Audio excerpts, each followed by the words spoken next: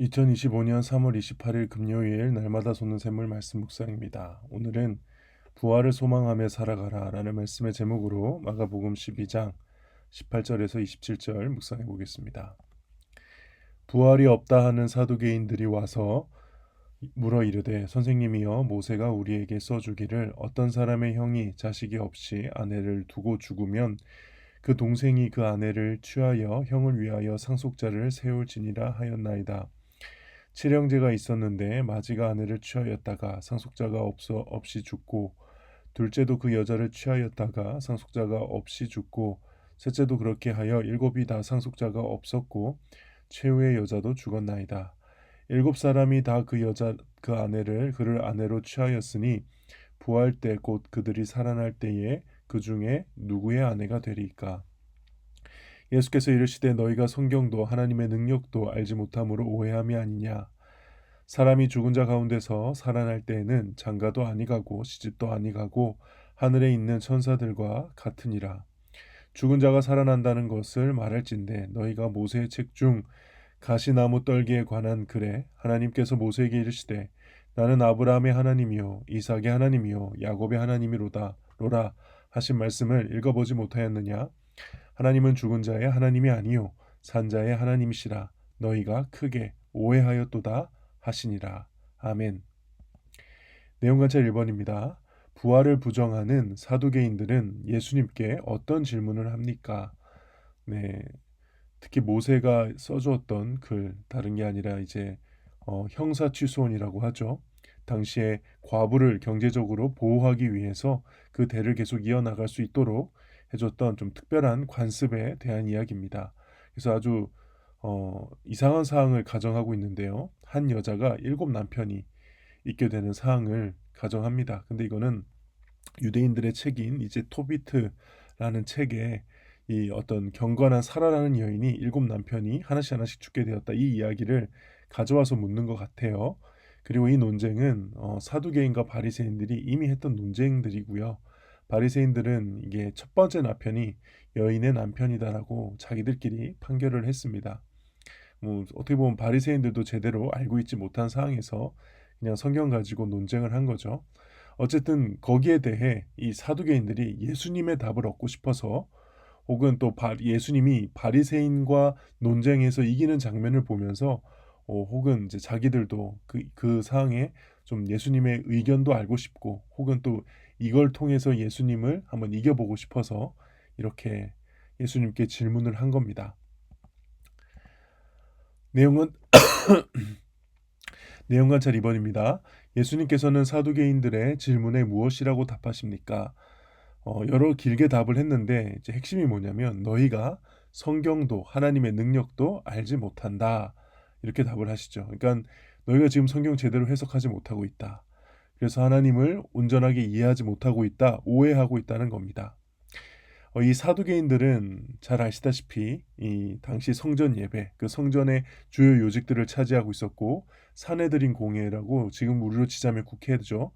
그 유대인들을 다스리는 최고 의결 기관인 이 사내들인 공회의 대부분을 차지하고 있었던 그 주관하고 있었던 유대교 기득권층입니다. 대제사장도 이 사두개인이죠. 대부분 이 부유한 귀족들이고 그리고 그들은 모세 오경만 믿었습니다. 그래서 내세를 믿지 않았어요. 그래서 본인들에게 현실에서 가장 중요할 수밖에 없는 그런 것들만 보고 성경을 읽었기 때문에 자신들의 관점대로만 성경을 해석하는 아주 그런 오류를 범했다는 것을 오늘 예수님이 지적을 하시는 거죠.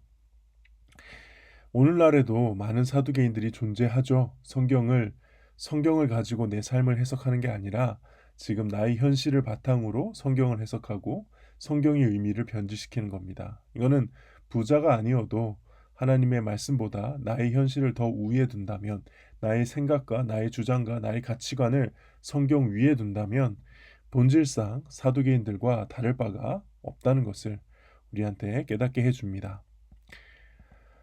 연구와 묵상입니다. 예수님께서 사두개인들에게 성경도 하나님의 능력도 알지 못한다고 말씀하신 이유는 무엇일까?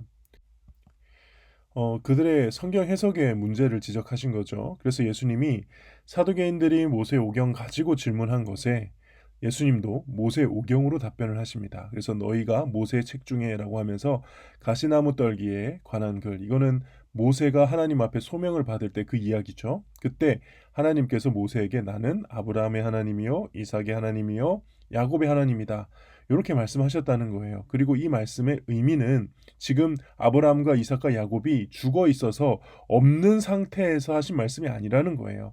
지금 어떤 형식으로든 나중에 부활을 하거나 혹은 지금 부활해서 영혼은 하나님과 함께하고 있는 그 상태에서 이 말씀을 하신 거다라는 것을 예수님이 알려주신 거죠. 사실 이 내용은 바리새인도 이렇게 해석을 하긴 했어요. 근데 이렇게 알려주시면서 너희가 지금 성경 말씀을 전체 있는 그대로 받아들이지 않고 애써 이 유명한 구절을 외면하며 자신의 입장과 상황을 성경 말씀보다 더 중요하게 여기고 있다. 그래서 너희가 성경도 하나님의 능력도 알지 못한다고 말씀하고 계신 겁니다. 느낀 점입니다. 성경의 진리를 올바르게 이해하지 못해 부활이 없다고 여기고 하나님을 오해하는 이 사두개인들을 보면서 무엇을 느낍니까? 저는 인간의 철저한 자기 중심성을 다시 한번 묵상하게 됩니다. 그러니까 성경을 읽을 때 나의 마음에 어떤 일들이 일어나는가 살펴보셔야 되는데요. 평소 내가 생각하고 주장했던 입장과 좀 다른 말씀이 나오면 나는 어떻게 반응하는가 돌아보셔야 됩니다. 그냥 조용히 무시하고 넘어가는가? 아니면 그래도 나의 주장을 뒷받침한 어떤 성경 구절을 더 찾으려고 하는가? 아니면 내가 정말 틀릴 수도 있음을 인정하고 새로운 하나님의 가르침을 배우려고 노력하는가? 성경 말씀을 읽을 때 우리의 마음 상태가 어떤지 돌아봐야 되는 것이죠. 그래서 어떻게 보면 이 성경을 읽는다는 것은 정말 어려운 일일 수 있겠다, 그런 생각이 듭니다. 그러니까 선악과를 따먹고 스스로 하나님이 되려 했던 그 교만함, 아담과 하와의 교만함이 여전히 내 안에서 작동하고 있다는 것이죠. 명심해야 됩니다.